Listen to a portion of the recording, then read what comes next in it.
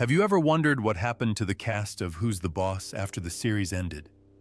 While some continued to shine, others disappeared and were never seen again.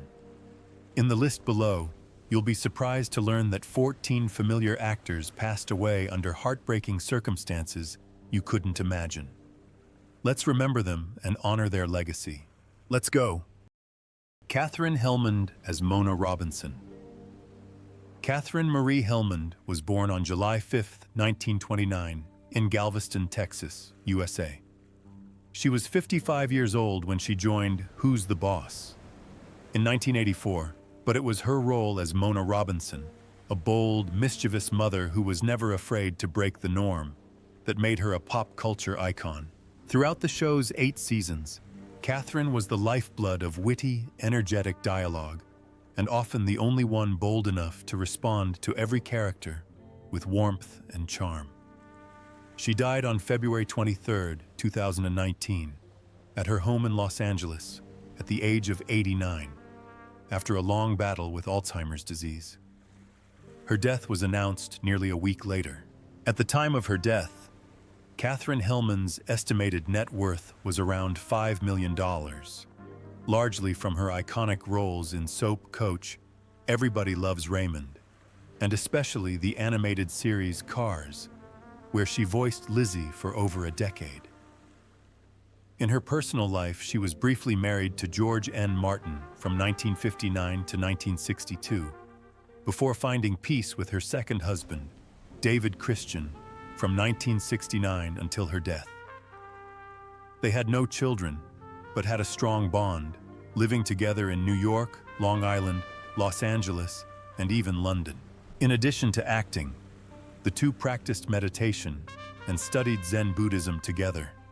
As she grew older, as Alzheimer's began to eat away at her memory, Helmond gradually withdrew from the spotlight. Although time has taken her away, Mona Robinson's mischievous winks and clever lines remain. James Coco as Nick Milano James. Emil Coco was born on March 21, 1930, in Little Italy, Manhattan, New York. Who was boss when he joined? In 1985, at the age of 55, he played Nick Milano, Tony Michelli's gruff but warm father. Although he only appeared in a few episodes, James Coco's natural charm and sharp expressions helped him portray an emotional father with a unique sense of humor. Just 2 years later, on February 25, 1987, James Coco breathed his last breath at St. Vincent's Hospital in Manhattan after suffering a heart attack, passing away at the age of 56. His final appearance on Who's the Boss had aired exactly 1 day earlier, poignantly. He was buried at St. Gertrude Catholic Cemetery in New Jersey, where many fans later paid their respects. Despite an illustrious career that included dozens of stage and film roles, James Coco never amassed the vast fortunes of many of his peers. His net worth was estimated at just $2 million at the time of his death. His personal life was tumultuous and largely private. A gay man in a time of prejudice, his true identity was not revealed until nearly a decade after his death. He never married, had no children, and kept his personal life largely private, except for moments in interviews when he hinted at loneliness or personal struggles. James struggled with his weight throughout his life, which contributed to his signature physical comedy, but also took a toll on his health.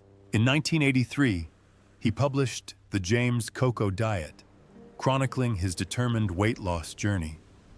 Although he has been gone for more than 3 decades, the laughter he left behind through each role is still there, reminding us that sometimes the shortest lives are the most brilliant. Leslie Nielsen as Max Muldoon. Leslie William Nielsen was born on February 11, 1926, in Regina, Saskatchewan, Canada, the second son of a Danish police officer and a Welsh mother. He was 61 when he appeared in Who's the Boss? 1987, playing Max Muldoon, a brief cameo that was enough to make the audience laugh with his trademark humor.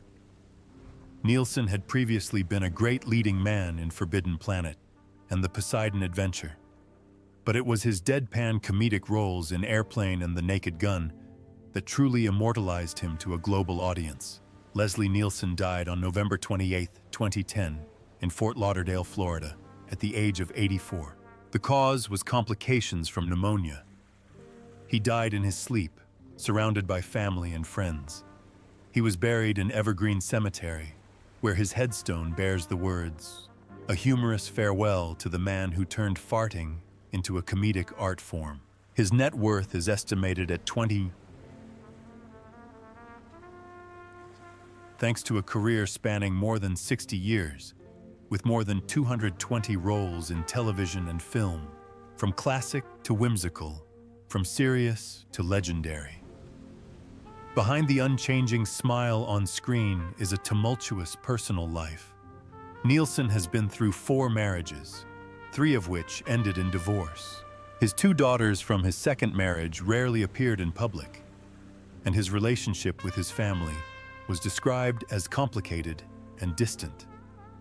He was abused by his father as a child and lived in fear. As an adult, he struggled with congenital hearing loss and had to wear a hearing aid for the rest of his life.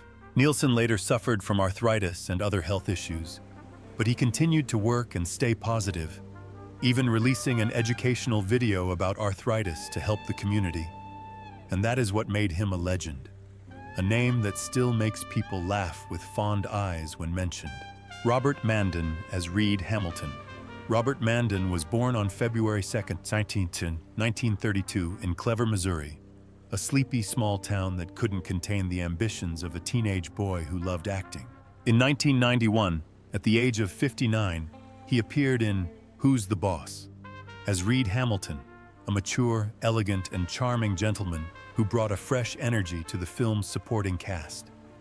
Although it was only a cameo, Mandan's performance left a deep impression with his calm demeanor and sharp eyes.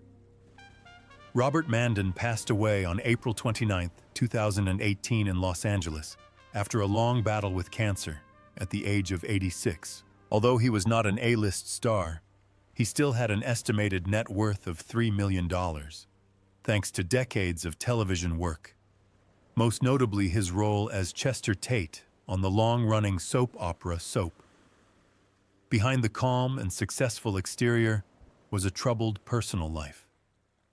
Mandan married psychotherapist Sherry Dixon in 1963, but the marriage ended after years of separation. His relationship with his only son also became estranged, leaving scars that would not heal. Framed as a businessman or gentleman, Mandan struggled to break out of his own shadow, which prevented his acting career from taking off as he had hoped. However, he still made his mark in The Best Little Whorehouse in Texas, 1982, and Three's a Crowd, 1984 to 1985, proving himself to be a tenacious artist who never backed down.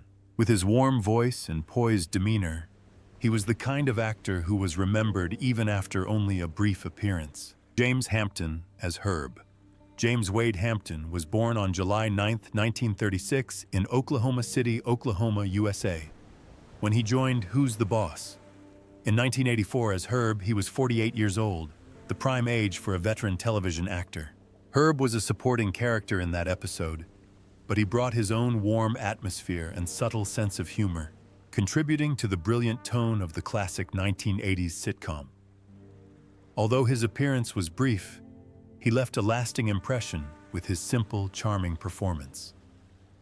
James Hampton passed away on April 7, 2021, at the age of 84.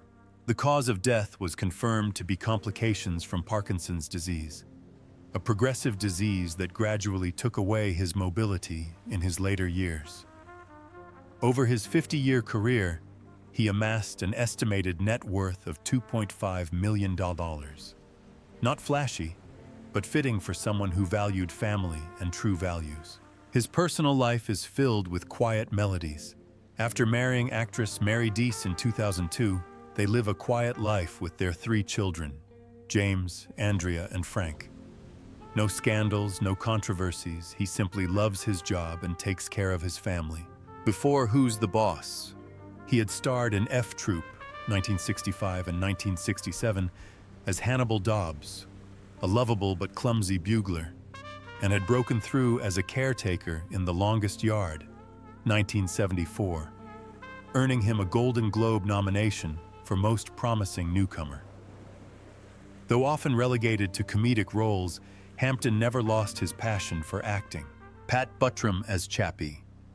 Pat Buttram, whose full name is Maxwell Emmett Buttram, was born on June 19, 1915 in Addison, Alabama, a rural area where he grew up, the son of a Methodist minister. In 1990, at the age of 75, he appeared in Who's the Boss as Chappie, a brief supporting role that was notable for his distinctive, high-pitched voice, which made the character both funny and endearing. The small part serves as a reminder of the comedy icon he once was, albeit one that is no longer in the limelight as it was in his prime. Pat Buttram died on January 8, 1994, at the age of 78, at UCLA Medical Center due to kidney failure. After more than half a century in the entertainment industry, he was buried at Maxwell Chapel United Methodist Church Cemetery near Haleyville, Alabama.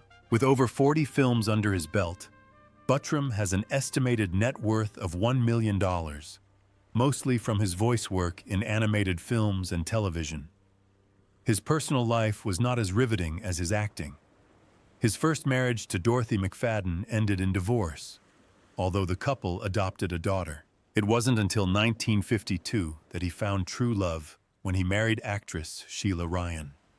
They had a daughter, Catherine, born in 1954. But even that happiness didn't last forever. Sheila died in 1975, leaving a huge void in his life. It was then that Pat began to retreat and live a quieter life, away from Hollywood. He continued to act in projects like The Aristocats, The Rescuers, and even voiced a role in a Goofy movie, which was released posthumously, but spent most of his time back home in Alabama. Although his career never reached its peak, he received 2 stars, one on the Hollywood Walk of Fame and one on the Alabama Stars of Fame, becoming an integral part of American popular culture. Vincent Schiavelli as motel manager. Vincent Andrew Schiavelli was born on November 11, 1948, in Brooklyn, New York, to a family of Sicilian descent. In 1985, at the age of 37, he appeared in a brief but memorable supporting role in Who's the Boss, playing the motel manager. With his long, melancholy face and eyes that were both sad and mischievous, Schiavelli brought to the plays a quirky, humorous, yet unpredictable tone, like a breath of fresh air that kept the audience on their toes. He died on December 26, 2005, in his ancestral home of Polizzi Generosa in Sicily, at the age of 57. The cause was lung cancer. Notably, he chose to return to his roots, the very land he wrote so movingly about in his book, Many Beautiful Things, to spend his final days and rest in peace. The funeral was held simply in a small cemetery on the mountain overlooking the old town. His net worth is estimated at $1.8 million, largely from his iconic supporting roles as the subway ghost in Ghost, 1990, biology teacher Mr. Vargas in Fast Times at Ridgemont High, 1982, and assassin Dr. Kaufman in Tomorrow Never Dies, 1997. In his personal life, Vincent was married twice. His first marriage to actress Alice Beasley lasted 3 years, and they had a son, composer Andrea Schiavelli. His second marriage to harpist Carol Sue McCallion was more lasting until his death. Although Vanity Fair once named him one of America's greatest actors, Schiavelli's life was not easy. He suffered from Marfan syndrome, a genetic disorder that affects his bones and cardiovascular system, leaving him thin and physically frail. At times, illness, alienation, and 2 divorces caused him to retreat into himself, seeking solace in cooking and childhood memories. When he passed away, he left behind the image of an artist who loved his profession, loved his heritage, and lived true to himself until his last breath. Walter Olkowicz as Tiny McGee. Walter Olkowicz was born on May 14, 1948, in Bayonne, New Jersey, a windswept port town filled with steel and resilience. In 1987, at the age of 39, he appeared in the hit series Who's the Boss? As Tiny McGee, a supporting character who left an impression with his tall stature, warm, deep voice, and lovable appearance. Although he only appeared in a few episodes, Tiny McGee was still a memorable highlight, bringing a very down-to-earth humor to the show. Walter passed away on April 6, 2021, at his home in Reseda, California, at the age of 72, after a long battle with illness. In his final years, he underwent 19 knee surgeries and was largely immobile. His net worth at the time of his death was estimated at $1 million, the result of decades of quiet supporting roles in the entertainment industry. In his personal life, Olkowicz was married, but the marriage quietly ended in divorce, leaving a deep emotional void. He had a son, Zach Olkowicz, who later became a screenwriter. However, the father-son relationship was not always smooth, especially in Walter's later years, when he was lonely and ill. After leaving the industry for health reasons, he returned only once, in 2 episodes of Twin Peaks in 2017, as a way to close out his career. The life of Walter Olkowicz is the story of a supporting actor who never sought the limelight, but left behind a legacy of kindness and sincerity that audiences will never forget. Earl Bowen Chongvai Jim Peterson. Earl Bowen, born August 8, 1941, in New York City, has been a familiar face on American television for decades. He was 43 years old when he appeared on Who's the Boss? In 1984, playing Jim Peterson, Angela Bauer's stern but humorous boss. Although he only appeared in a few episodes, Bowen's professional demeanor, sharp eyes, and masterful performance made Peterson a memorable part of the popular family comedy. He died on January 5, 2023, in Honolulu at the age of 81, after being diagnosed with lung cancer in the fall of 2022. Over a career spanning more than half a century, he amassed an estimated net worth of $1.5 million, primarily from supporting roles on television and voice acting in popular video game series such as Monkey Island, World of Warcraft, and popular animated films. Earl Bowen's life was not all about art. In 1970, he married actress Carol Keane and had a daughter. But that 3-decade marriage ended in tragedy when Carol died of ovarian cancer in 2001, leaving a huge void in his heart. After many peaceful years, Bowen remarried in 2008 to a woman named Kathy. He went through periods of emotional turmoil, especially after the loss of his first wife.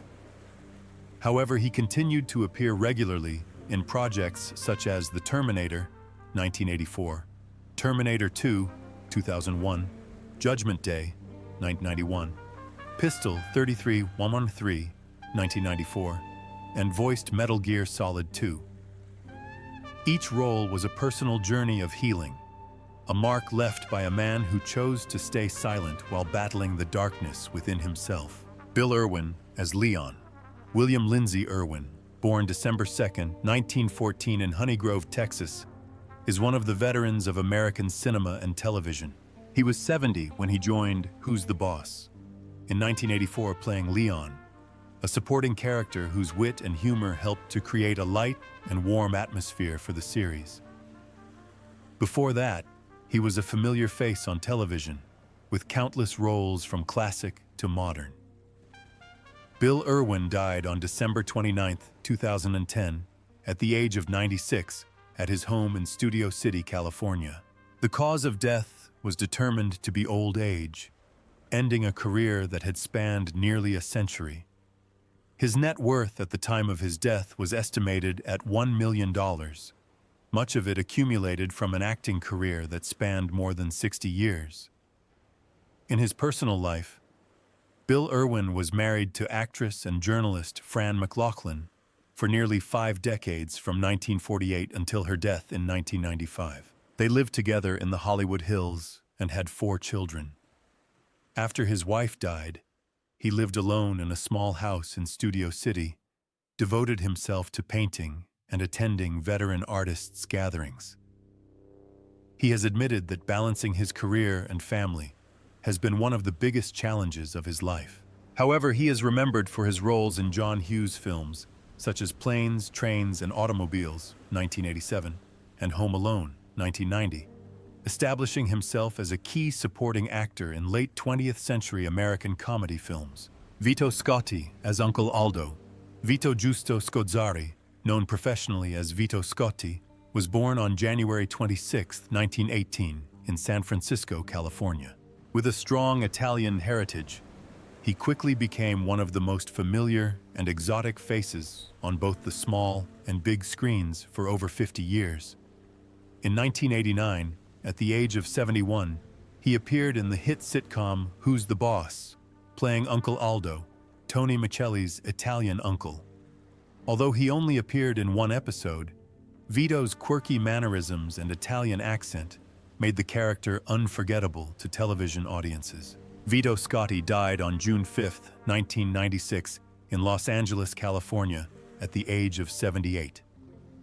The cause of death was determined to be lung cancer, a disease that had plagued him in the last years of his life. His body was cremated, and his ashes were interred at Forest Lawn Memorial Park, the resting place of many Hollywood legends. With over 200 roles, he left behind an estimated net worth of $1 million, largely due to his tenacity and versatility in acting, especially on television. Vito Scotti's personal life was private but colorful. He married actress Beverly Tyler in 1954, and they lived happily together until her death in 2005, nearly a decade after his. They had a son, Riccardo Scotti, who later became a sound engineer in the film industry. Vito later made a strong impression with his roles as an eccentric sushi restaurant owner in The Godfather Part 3, 1990, and a reluctant priest in Curb Your Enthusiasm. Although he often played supporting roles, Vito Scotti was never just a supporting character. Dennis Berkeley as Pee-wee. Dennis Henry Berkeley was born on September 10, 1945, in Los Angeles, California, and grew up in Grand Prairie, Texas. In 1986, at the age of 41, Berkeley appeared on Who's the Boss as Pee-wee, a supporting character with a large frame and scraggly beard, but a warm heart and a genuine sense of humor. Although he only appeared in a few episodes, he quickly won the hearts of the audience with his simple, friendly demeanor, like a good neighbor in the community. Dennis Berkeley passed away on July 14, 2013, at the age of 67 after a heart attack in Los Angeles. His death came suddenly but peacefully, capping a career spanning more than 40 years in film and television. Over the course of his career, Berkeley appeared in over 100 films and television shows, with an estimated net worth of $1.2 million. A modest sum, but well worth it for the passionate roles he played. His personal life was quiet, but no less interesting. He was married to Laura Alderdice in 1967 and had 2 children. He stayed away from scandals, but Berkeley struggled with obesity, partly due to genetics and partly due to a sedentary lifestyle in middle age. His large stature often left him relegated to comic or quirky supporting roles, like the bulldozer in 1985's Mask, or the bumbling sidekick in 1989's Fletch Lives. And though the spotlight has dimmed, Dennis Berkeley's name lives on in the memories of those who loved King of the Hill, Mask, and the raw moments in Who's the Boss. Franklin Cover as Mr. Campbell. Franklin Edward Cover was born on November 20, 1928, in Cleveland, Ohio. When he joined the film Who's the Boss? In 1991, he was 63 years old and played the supporting role of Mr. Campbell, a serious character who appears briefly but leaves an impression with his professorial demeanor, adding depth to the film's supporting cast. Before that, he was already a familiar face on American television, known for his calm and intelligent demeanor, which suited the role very well. Franklin Cover died on February 5, 2006, at the Lillian Booth Actors Home in Englewood, New Jersey, at the age of 77. He died of pneumonia while recovering from heart failure, just weeks after moving to the facility. With a career spanning nearly 50 years, his net worth is estimated at $1.5 million. Not a huge amount, but enough to reflect a steady and respectable acting career. Franklin lived a quiet, private life. He married Mary Bradford Stone in 1965, and the two were together for the rest of their lives. They had no children and were rarely seen together in public. The pressures of television work may have led him to a more private, quiet life.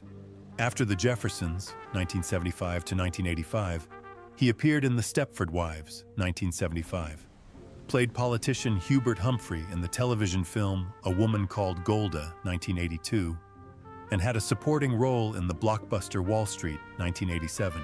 These roles prove that he is a versatile and enduring actor in the entertainment industry.